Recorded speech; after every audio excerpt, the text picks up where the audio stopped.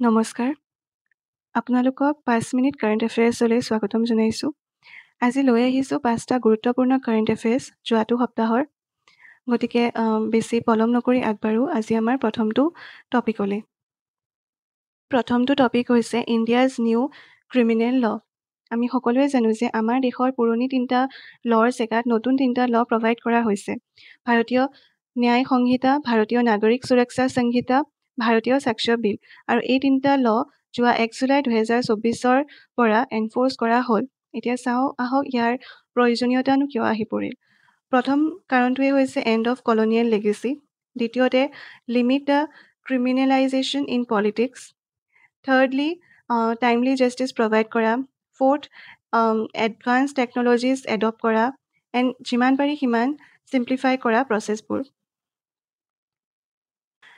নতুন ভাৰতীয় ন্যায় সংহিতাত কিছুমান নতুন প্ৰভিজনছ এড কৰিছে আৰু কিছুমান পুৰণি প্ৰভিজনছো নাইকিয়া কৰিছে। সেইখিনি ইয়াত দিয়া হৈছে, চাই ল'ব।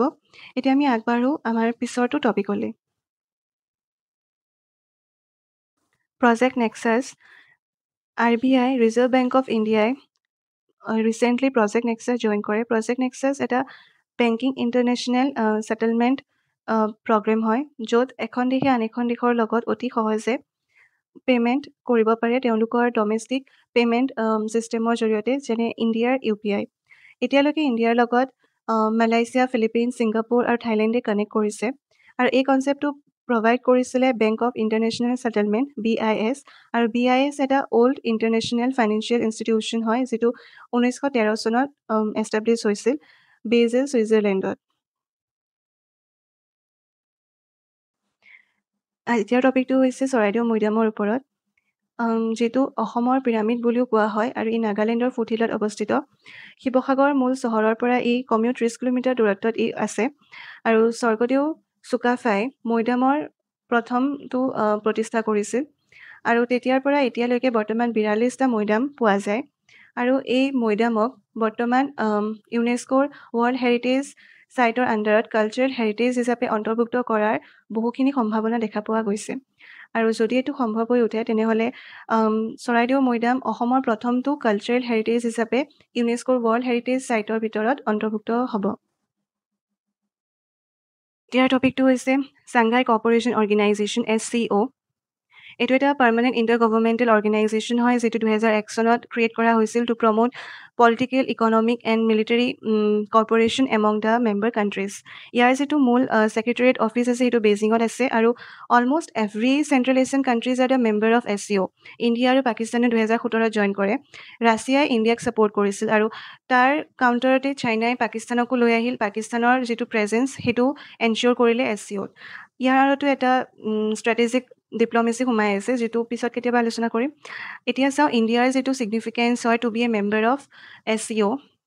আৰু মূল যিটো ছিগনিফিকেঞ্চ হয় সেইটোৱে হৈছে ইণ্ডিয়াৰ প্ৰেজেঞ্চে চাইনাৰ যিটো ইনফ্লুৱেঞ্চ চেণ্ট্ৰেল এছিয়াৰ ওপৰত সেইটো কমাই দিয়ে। Also' it help India to multipolar ডিপ্ল'মেচি।